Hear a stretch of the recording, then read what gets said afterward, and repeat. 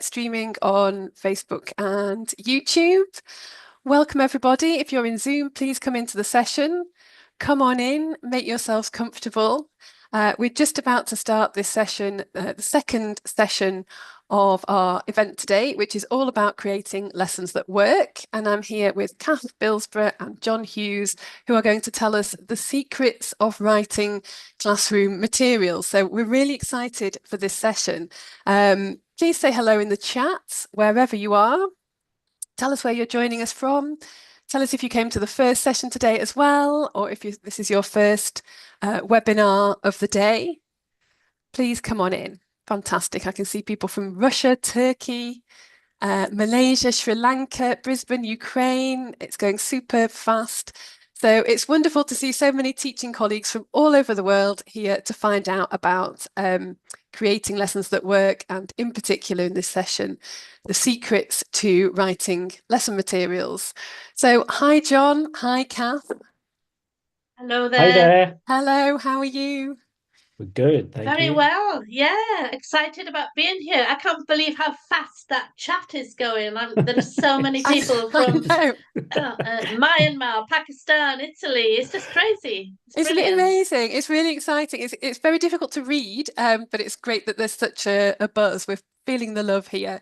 So Kath, where are you joining us from today? Okay. I'm from Spain, where I live, but originally I'm from Wales, and some of you might pick up that with my accent because even though I've lived here for a long, long time, I've still got my Welsh accent when I speak in English and when I speak in Spanish.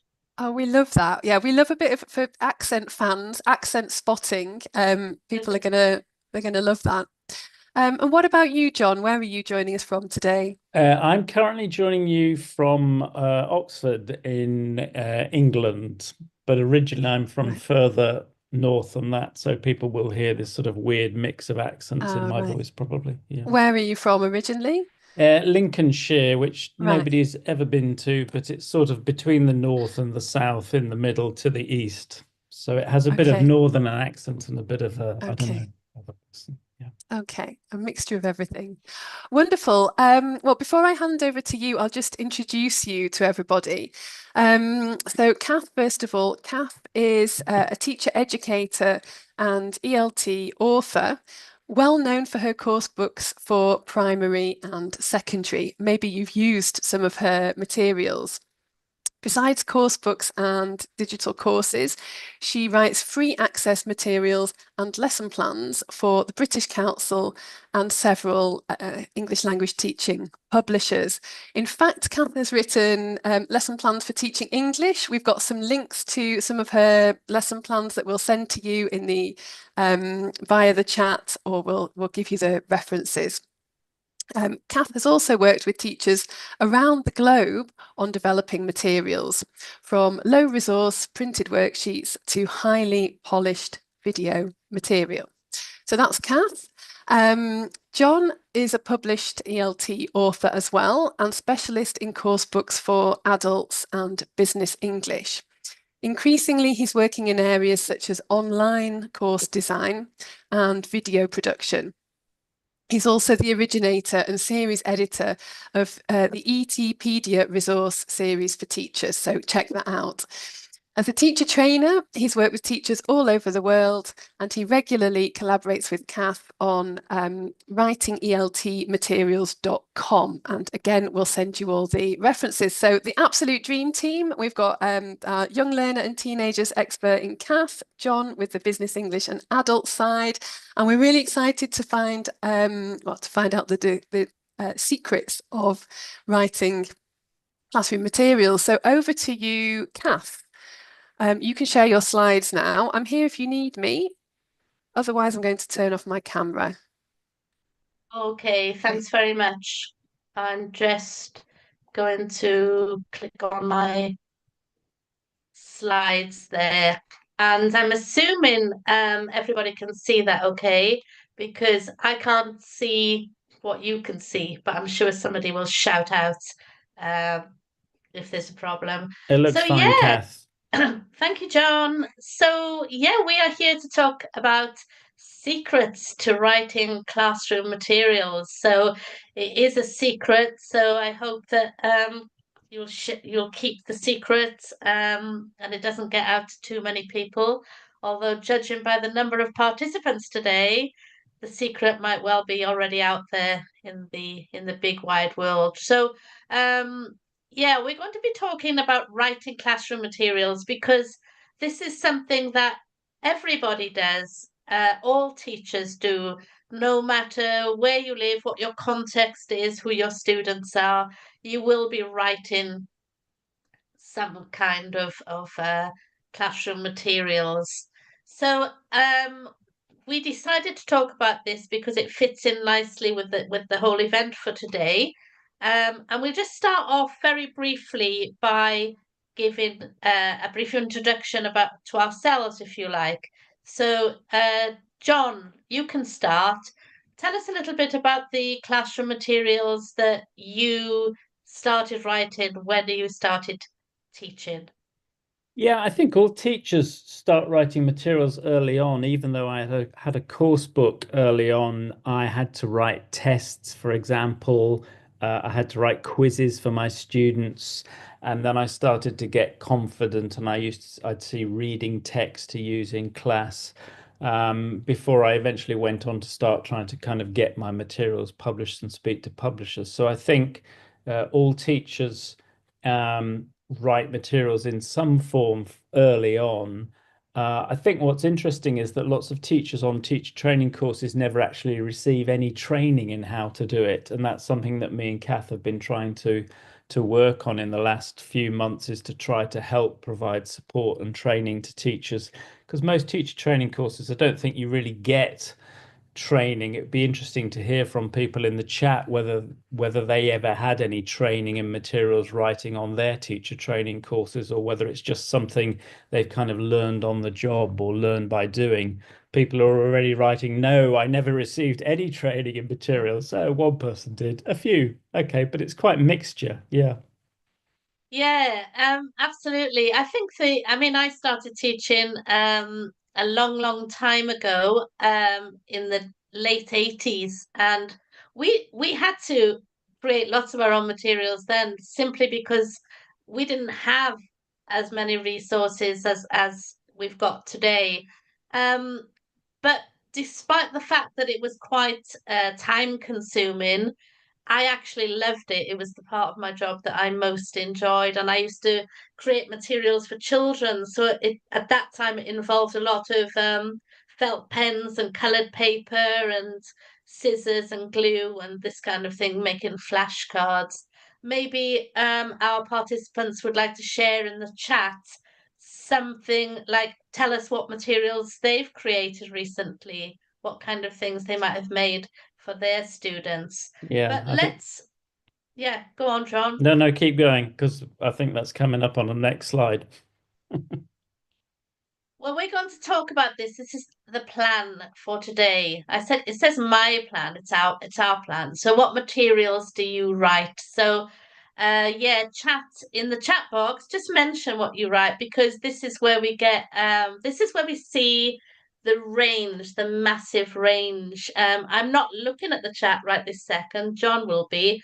But you might be writing all kinds of different things that are very context specific, or maybe there are similarities in some of the things that you're writing. So just keep that going in the chat. And if you're watching the recording later, or if you're not involved in the chat, if you're watching on the Facebook page or on YouTube, just be thinking about the materials that you write. You know, are you writing for digital? Are you creating slides? Are you writing print things? What kind of things are you writing? And we are going to talk about five areas, if you like, five secrets. Materials radar, we'll talk about that in a second, what that means. Images, the right voice, visualize the lesson, and time management. So that's the plan. And let's jump straight in there. What We've kind already, of Kath, if materials? you can't see the chat room, we've already had a mass of answers to this question already. What kinds of materials I can read some of them out for anybody on the live stream as well. We've got games, Quizlet, images, presentations, Zoom, word wall, presentations using Canva. I mean, there's just been masses of different voiceovers. Somebody does flashcards from Marine,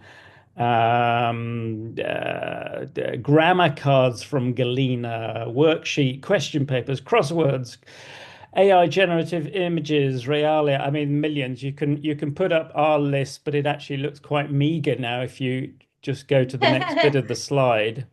Yeah, You go go on, ahead. John. You go ahead. Well, this is the list that we prepared earlier, and we just kind of came up with um, some of the things that people who we work, teachers who we work with, the kind of things that they write. I'm not going to read them all, you can see them there. But we've got video scripts, flashcards. So you will be writing. I mean, it sounds to me like we need to redo this list and maybe make it even bigger and add some of the amazing things from the chat. I'd They're like to still see they're that still chat. coming up the chat. We're getting tasks, games, flashcards. Somebody asked what's an infographic. It's one of those images where you get lots of little pictures and text in the same design. We've got YouTube recordings. They're still coming, Kath. There's hundreds It's of them. brilliant. It's brilliant. It'd be good to analyze them and make a full list. I don't know. I mean, it's just crazy because when we started writing, John and I, we just mainly used to do things like worksheets, maybe some games, this kind of thing, board games. But now, of course, because of all of the resources at our fingertips, like AI that somebody's mentioned, it's just crazy because we've got so many things that we can write. So let's have a look at a quick slide here that we've prepared where we would like to show you this scale, if you like. We believe that everybody, all teachers, create materials of some kind, whether it's just the odd thing to supplement their course book or whether it's a whole full blown course.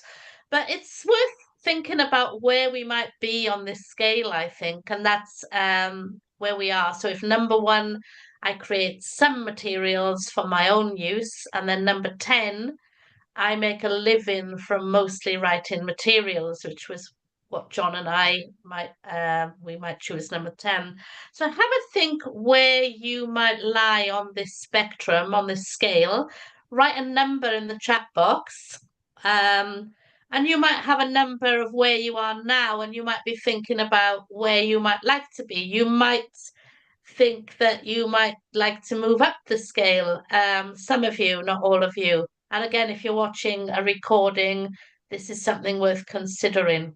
For anybody if you can't see the chat, anybody, there's been one or two tens. There are a few people here who make a living mostly from writing material. There's been one or two eights. I would say the vast majority, a good 70%, 80% of the people in here are putting either number one or three or somewhere in between. They're writing for their own use, and also they share them with other teachers. The vast majority, I would say. There's one or two who are putting like number five, so they're doing a little bit of both as well. Yeah, yeah, it's great. It's really interesting.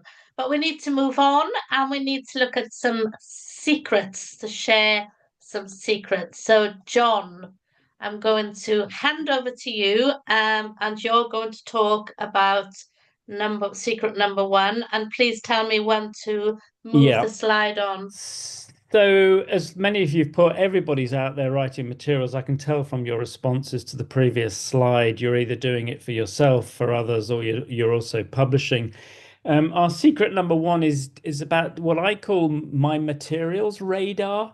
When I first started teaching and I got really obsessed with creating materials, one of the things I really enjoyed doing was every time I saw a text somewhere, it might be the notice board at the school where I worked, it might be a newspaper, it might be a ticket that I picked up while traveling on a train or whatever. And I thought, how can I turn it into materials? And I became I've become quite obsessed with it. But it's as a materials writer, you need to develop that skill of identifying materials with real language.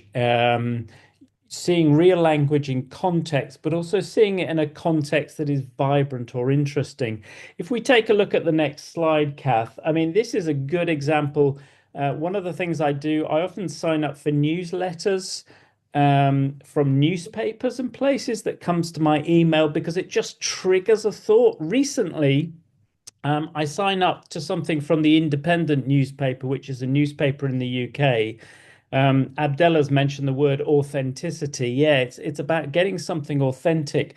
And they send me emails with little pop-up news stories. And one I got recently was by a journalist called Simon Calder, who always writes about travel and tourism. And he has these nice little weekly emails, and he sent one out recently, which in the email he mentioned the word over tourism. Uh, if, but he also mentioned another word, under tourism. And it kind of instantly appealed to my materials radar because I've written a lot of materials on the topic of travel and tourism. And you're constantly thinking, how can I find a new angle? I mean, as teachers, we have to write materials on very familiar topics. But it's the challenge is how we find something fresh and new on the topic. Now, over tourism, the idea that too many tourists go to places, that's been covered a lot in course materials, the problems and the impact of over tourism. But I'd never come across this word under tourism, which refers to countries and places that don't get many tourists, but would like lots of tourists to help improve their economy. And in a time of the world when we're talking about overpopulation, over tourism, I thought this was a really interesting word, this idea of under tourism, and instantly it triggered my materials radar, and I went off reading much more about countries and places in the world where there's under tourism. So developing your materials radar is about spotting new ways to talk about quite familiar things, because it usually means that you're kind of up to date and up to speed with what's happening in the world. And you're also discovering new language, the idea that we put the word under with tourism and create this whole new word. I think it's really interesting for students. So that would be an example of materials radar. Kath, the next one is yours. Yeah. What John is saying there, that this language in this article jumped out at him, that because he had his materials radar turned on. And I think when we're writing materials and when we're teaching, we've always got that materials radar switched on. And something similar happened to me when I was browsing in Unsplash for a picture that I wanted to use for something. And while I found that picture, I also noticed this one. It's hard not to notice it, isn't it? Because it's like so bright and vibrant. I just thought, wow, that is a fabulous picture. And I downloaded it and put it into a folder.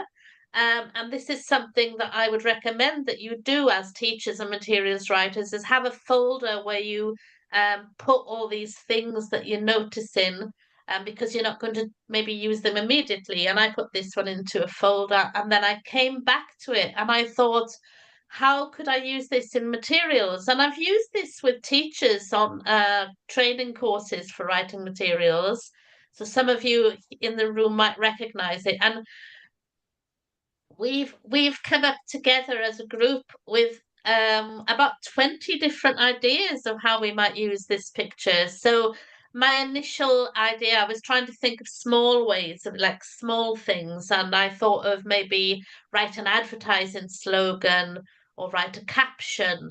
And then I started thinking about skills practice. So maybe write a diary entry to practice writing, imagining you were one of the people at the event, or speaking practice, so maybe an interview with one of these people, etc. If you've got any other ideas of how you might use this picture, pop them in the chat box. Let's share them.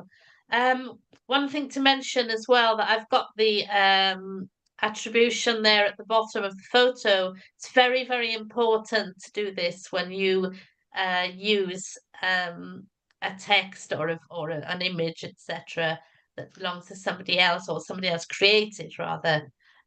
So that's another idea. John, you've got another example about No, radar. this refers back to your idea of a folder, because I started teaching 30 years ago, before the days of folders and things on computers. I'm very old school. I have a box on my desk at home, in my office, which is an old cigar box. But I would just recommend that you either have a physical box on your desk, or you have a folder where you just dump stuff. So whenever I come across, like I said, like a used ticket or something interesting, like a leaflet, if somebody gives me a leaflet, or I find something online, sometimes I print it out and I can't always use it straight away. So I shove it in my box. And then about once a month, I go through this box and I pull everything out. And if I see a piece of material or text and I think, yes, that's still interesting, I still find that interesting, it goes back in the box. If I pull out the article or whatever the piece of material is and I look at it and think, actually, that's not very interesting, I can't use that with students, I throw it away. And what I find is that I slowly edit out material that will maintain its interest for some time. Because one of the problems we've got, if we spend a lot of time trying to write materials, we want those materials to last. So this is a good way of testing whether the material keeps its interest. So if it's a news story, it might not be interesting after a week, or it might remain interesting even 6 months later. So it's a way of just checking that the material, and that your materials radar is just checking, and you're actually using materials that will be of interest to your students. So it's just, as Vicky says, it's a bit of a materials radar strategy. It's a bit of a checking thing. I base this Yeah. on the composer Paul McCartney from the Beatles, who used to say, I don't record songs. If I can remember the song in the morning when I wake up, then it's still a good song and I need to write it. If I've already forgotten about it, it's probably no good.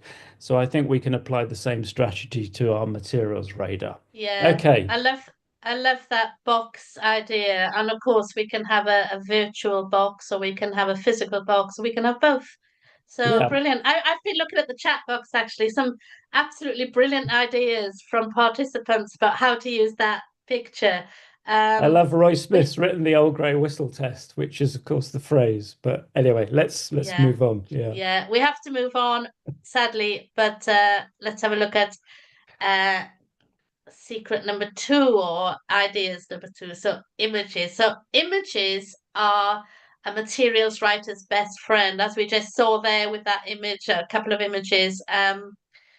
There's so much that we can do with images, and sometimes it's a good idea to find an image, or to look for an image which is a little bit different to your classic image. So here's an example, and I'll just mention that ELT Picks there is a really great site. It's a resource bank of photos and images that you can use with your classes, with your materials, because it's copyright free. But again, if it's copyright free, you still need to attribute the owner. So I was looking for a photo of some musicians, and I was going through all the photos available, and there was just photo after photo that were all the same, rock band, young people on a stage, etc., etc. And suddenly I came across this one. And immediately it struck me. It might not strike you, but it struck me because I thought, who are these people? Where are they? Why are they playing music? What are the instruments?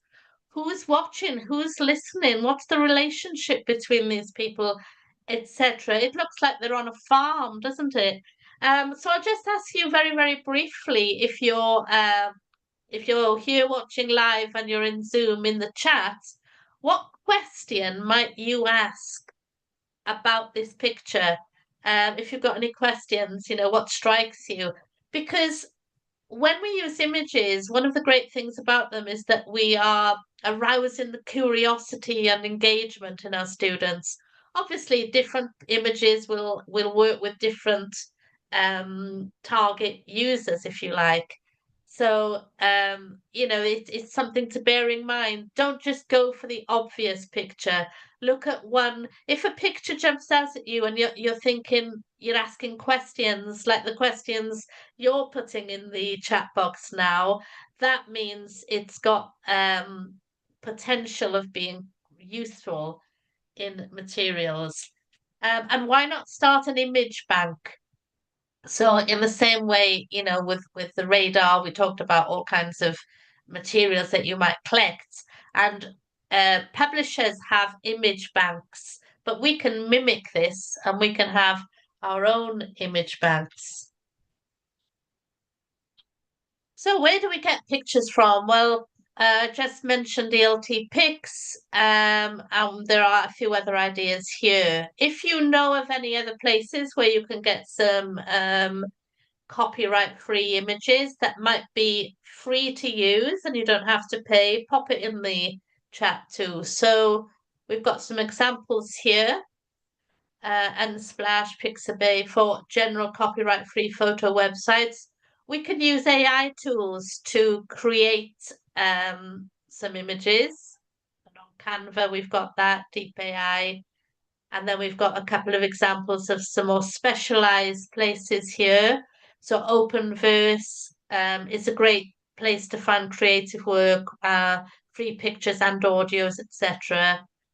And Affect the Verb features more marginalized groups or groups who might be less represented in materials. So that's a good place to look. And of course, another great place to get images is from your own collection. So you can use your own photos. You've got no problems then with copyright.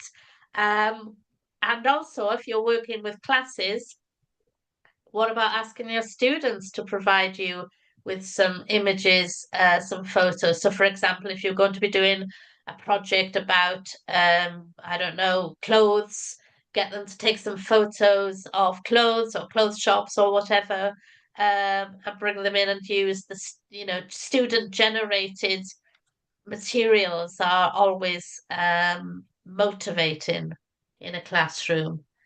So images are not always just photos, though. Sometimes they're illustrations and sometimes they are diagrams. John, over to you. Yeah, in the chat, we had an interesting question from Asniv. Asniv, I hope you're still there. You asked, what's the difference between images and photos? Aren't they the same? And of course, as materials writers, we can take our own photos, use photos. We can ask students to create the photos. But one thing I've noticed that materials writers often don't use things like diagrams and black and white images to explain complexity. And actually, if you look in language books, particularly self-study, grammar books, things like that, you'll see diagrams used a lot on icons. And actually, they can be incredibly effective for explaining complexity in language teaching. What we've done here is create you a little quiz. Here are some drawings and diagrams. They're taken from our book on language learning materials.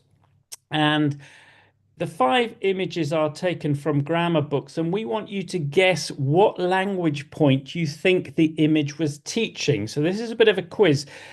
We'll do number 1 together so you get the idea. So number 1, Kath, if you can just reveal the answer, it's presenting prepositions of place. Rima got that one first. Rima Karali wrote prepositions. Let's try number 2. Now, there's different possible answers for number 2. What do you, what are the different ways in which you use triangles or pyramids? For teaching shape, shaman, yeah. Hierarchy, Sheila, nice one. Yeah, shapes in maths, directions, food. Not sure, Stefania. You'd have to explain that one. Hierarchy, directions, body language. Kath, do you want to show number 2? It was actually this one, this example was used for the three forms of irregular verbs. It was a way of showing the relationship between them. But actually, you guys are putting all sorts of interesting stuff. Somebody uses it for storytelling, for signs. Really simple, though, just a nice way to make your materials more interesting so they're not just text-based. Maslow's hierarchy of needs is a typical one. Yeah, Umi. Let's look at number And food. three. Go Sorry, I'm on. going to interrupt you because you didn't understand why somebody had written food, but I immediately understood because we do this with primary and learners. She was probably, or he was probably talking about the food pyramid. Yes. It's I think it's in lots of books, but yeah, okay, it's probably that one. People are already answering number three. We've already had the answers to that. Timeline of tenses. Somebody's putting simple past, present perfect. In fact, this one is present perfect versus present perfect continuous. But that use of timelines is a classic one in language materials, but still really useful. Still really useful.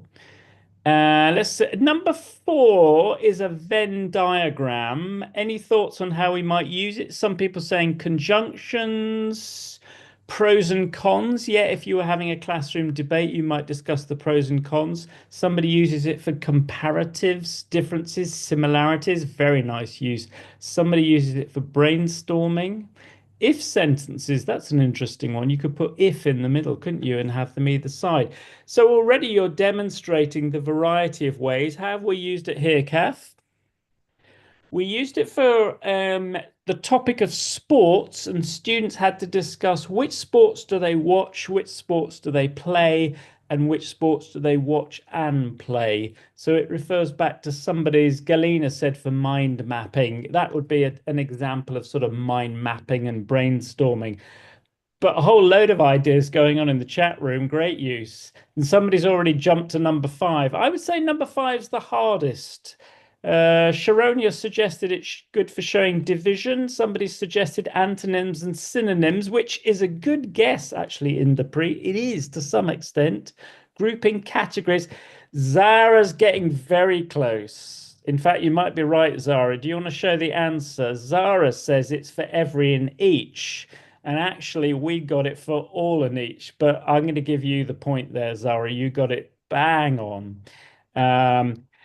But what you can see there is that how, if as teachers we develop our skills at drawing diagrams, it's a really effective way of using images. And I think it's something that's been going out of fashion.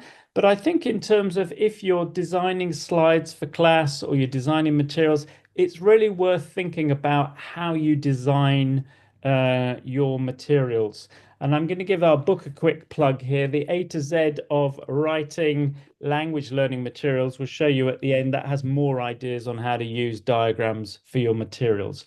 We need to crack on, Kath. We've got 10 minutes left. Yeah, So let's we need jump to on to crack number on. three. And this, you're going to talk about the voice as well, and you need to speed up. We need to speed up. We've just I got need so to much to speed up. say.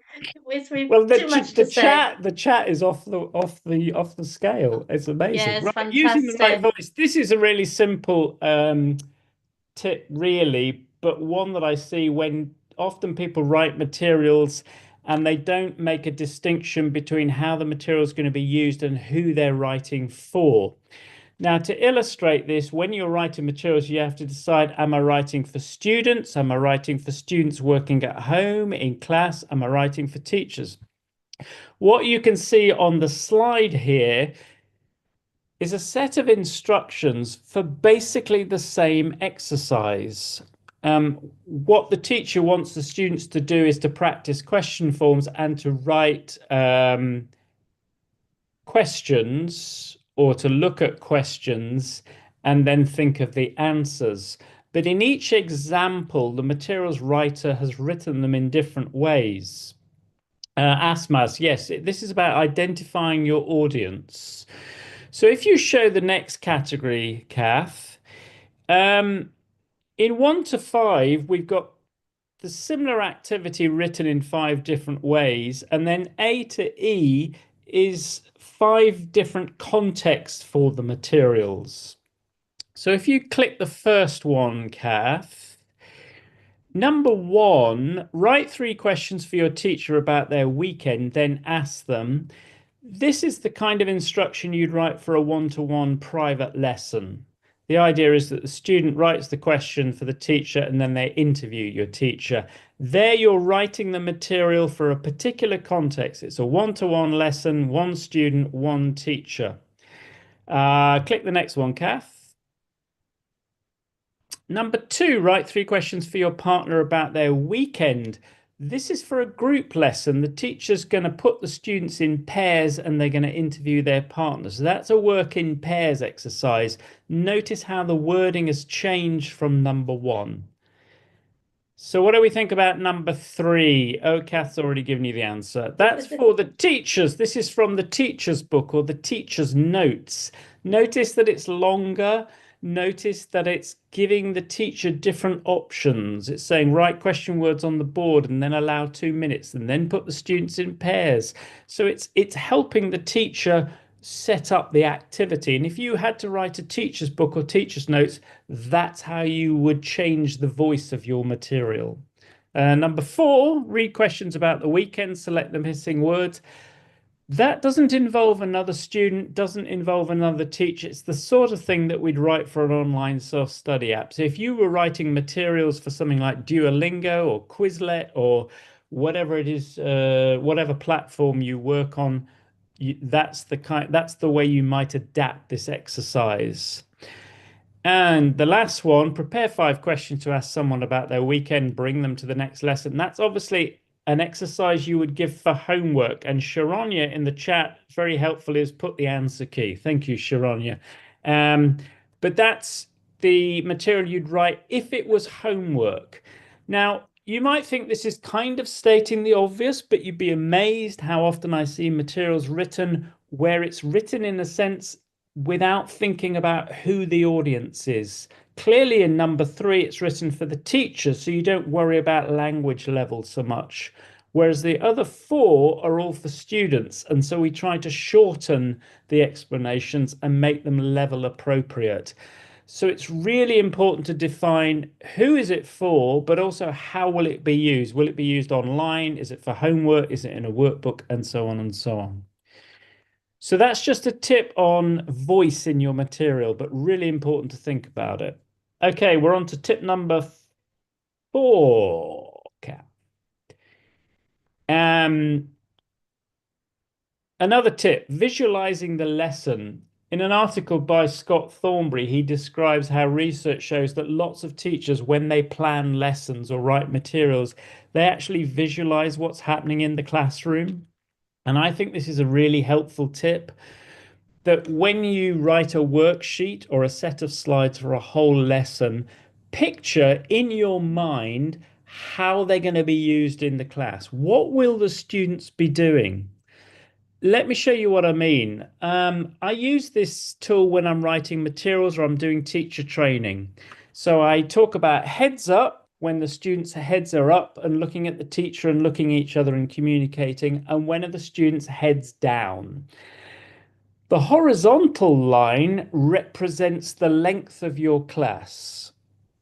Okay, so it might be 45-minute lesson. Now, if I was writing a worksheet, I might look at each exercise and decide, okay, are the students' heads going to be up in the lesson at this moment and talking to each other or looking at the teacher? Or are they going to be down looking in the book or looking at the worksheet?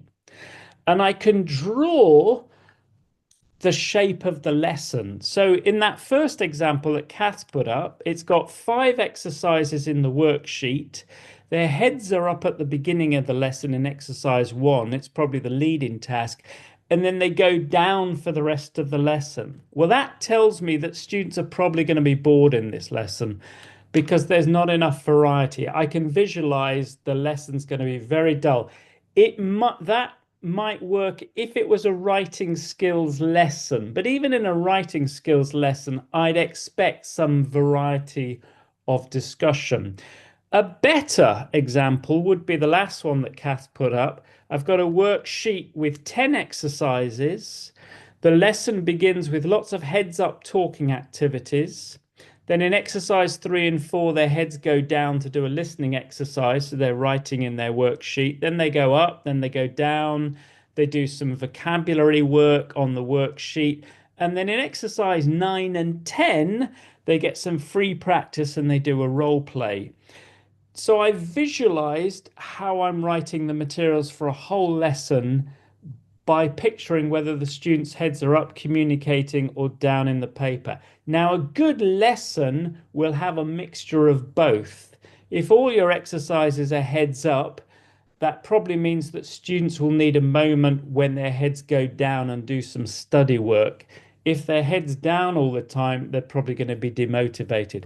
So visualization is really important. Kath, if we just show the last example, here's a sort of a mini lesson plan you might do on the topic of films. And Kath, if you just show the heads up, heads down analysis, you can see there we've got a variety of the first exercise is a discussion task. It's heads up with students discussing how they choose a film.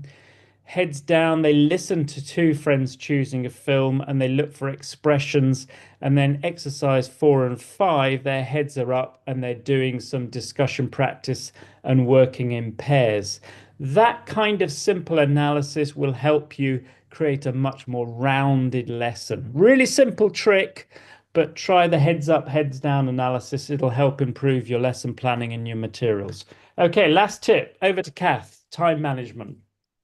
Okay, which is ironic because we might not be doing brilliantly at this at the moment, but time management is so important when we're creating materials. We can spend too much time.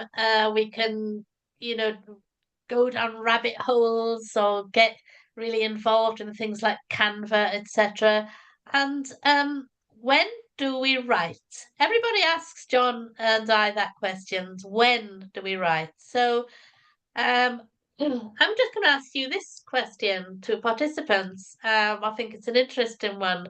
Which are you, a morning person or a night person? Write in the chat box. Let's see who here is Sarah's a morning. morning, nights, early birds. It's quite a mix, Kath. Okay.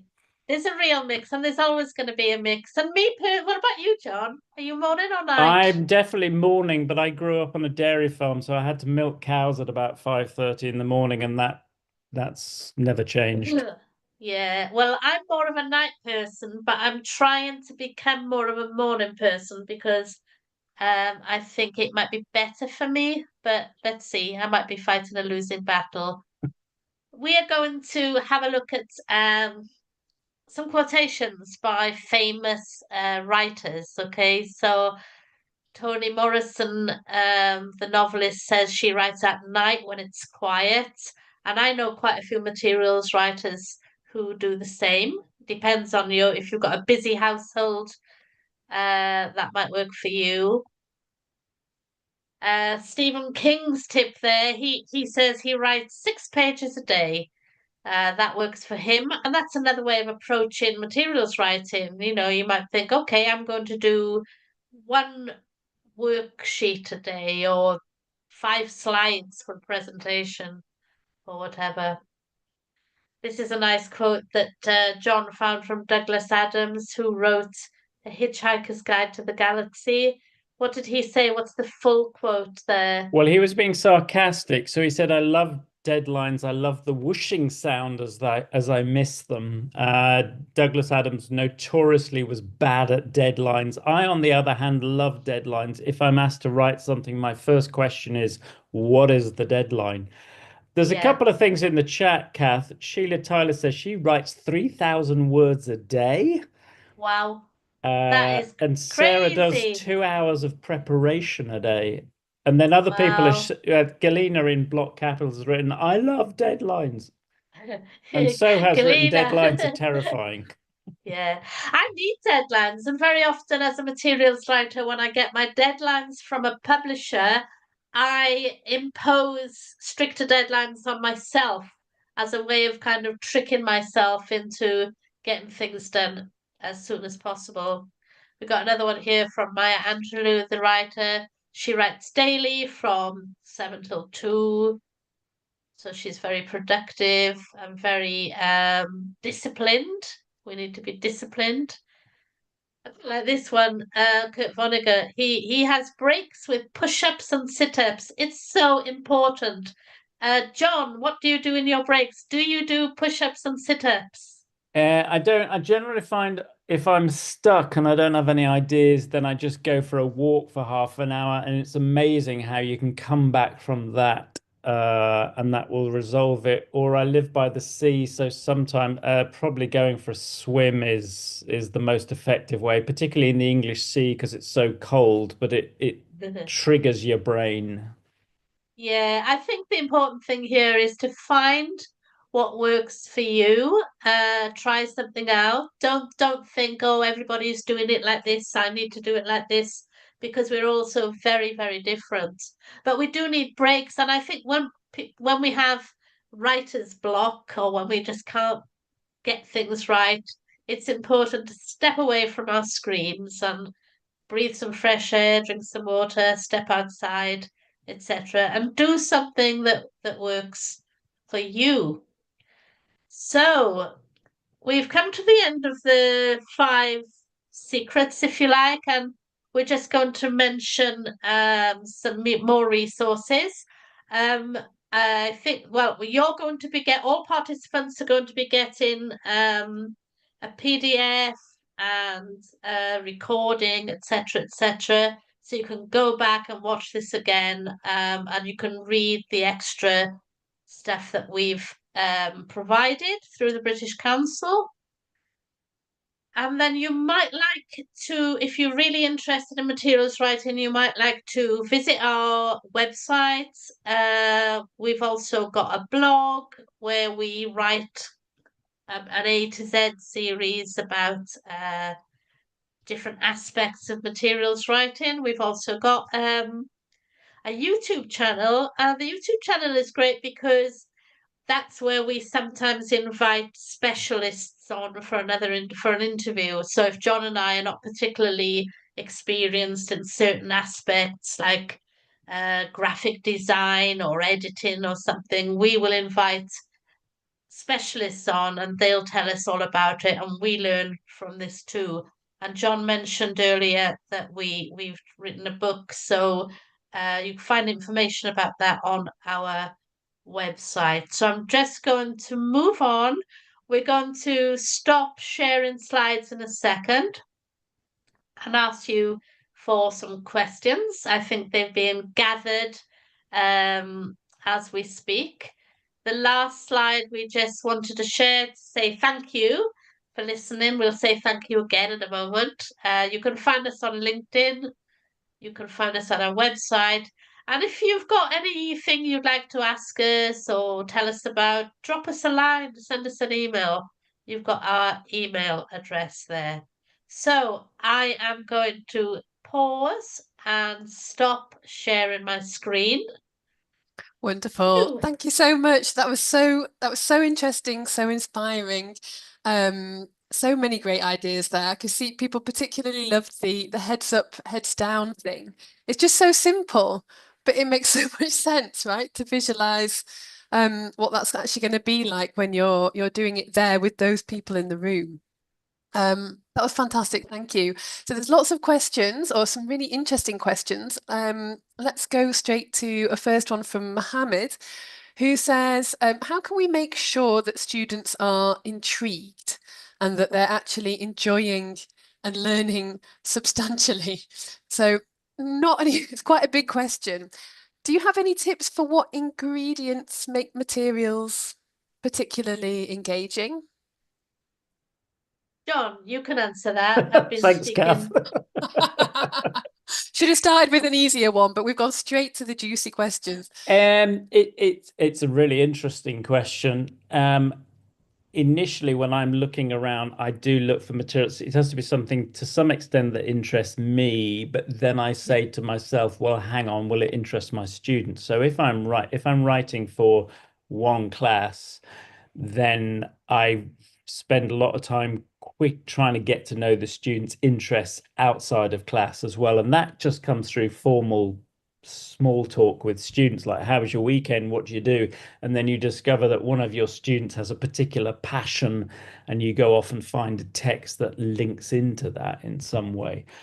Or it's if students, for example, I teach business English, so if they're involved in some aspect in particular of business, then obviously you go looking for materials that work with that.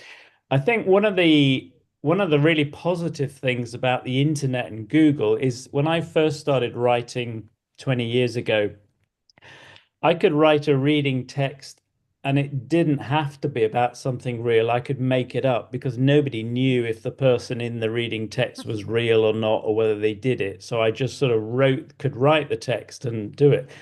Now, if you use a reading text or a listening or a video, students will quickly say, okay, is this real? Does it exist? And they're straight on to Google or whatever they use to check it. Well, actually, that's a real advantage because it means that if you use a reading text in class, students can then go off and do some research after class. But the absolute test of whether students have been interested in the lesson you've done is when you use a reading text or you have a class debate and they leave the lesson still arguing and discussing about it. They might switch back into their first language, but you know that you've triggered something. Or they've gone home and they've looked up the information that was in the text and gone off and done more reading about it. And they come back to the class and said, oh, and I also found out this, this, and this. And you can build that into your lesson planning. That for me is the ultimate test, whether you've got it right, just by whether students leave the lesson wanting to know more about it. And that's a good question to ask yourself when choosing materials. Will they want to go and find out more afterwards? That's probably a good test. Yeah. Yeah, definitely. So those kind of stories that are in the news at the moment that are just really interesting or weird or, that's all good inspiration, as you say. Kath, have you got anything to add on what ingredients can make materials particularly engaging? I think the best way to make sure that your materials are engaging for the target users is to get to know the target users as much as possible. You could even do a survey or something. Also, you could ask them to be involved in providing some of the content that you are then going to use to create your materials. And that's a way to get them kind of, give them a bit of agency as well, if you like. But yeah, I think one mistake we sometimes make is that we assume that because we are absolutely massively interested in something, our students will be too. And I know that having taught teenagers over the years, and I've gone into class sometimes with a worksheet with a song, and it's a song that I like, and I put it on, and they're all like, "Oh no, what's this? It's terrible." And so we need to get that balance, don't we? In the Definitely. chat, Marine's put 3 good words. She's put conduct needs analysis, make it level appropriate, make it culturally appropriate. I think those are three nice. really useful tips. Yeah. Yeah, definitely. And it's interesting how much you're emphasizing, you're knowing the people in the room, understanding your context, and you do have you get an instinct for that, don't you, as a teacher? I think that's the advantage of I love it. I find it's so good for the soul being able to write materials for your own class. I think that's where, because I've written for kind of in course book type situations and for a much wider audience, but it's some of my best ideas come from like, okay, these people, what are they interested in? And I know they'll enjoy this. Yeah, they appreciate it as well, I think, when teachers create something specifically for their own students and they go into a classroom with it, then the students will know and they'll think, gosh, they will notice, and and that kind of rapport that teachers need to build up. We need to, with students will be richer. Yeah, it definitely. Actually thinking, because you mentioned songs and like, yeah, increasingly my taste in music is never everybody else's taste in music. But I've got a colleague here at the British Council in Barcelona who invites his students to propose songs in English that they want to listen to in class. But in order to do that, they have to kind of write, why they like the song and why particularly they think it would work well in their English class. So you've got that kind of motivation, and then he goes, oh yeah, all right, I'll do something with that. You just reminded me of that. That's great. Okay, so question for going back to you, John. Svetlana is asking about beginners, but I wonder if she's thinking about maybe adults because she said specifically to you. Which materials work most effectively with beginners? Have you got any tips specifically for creating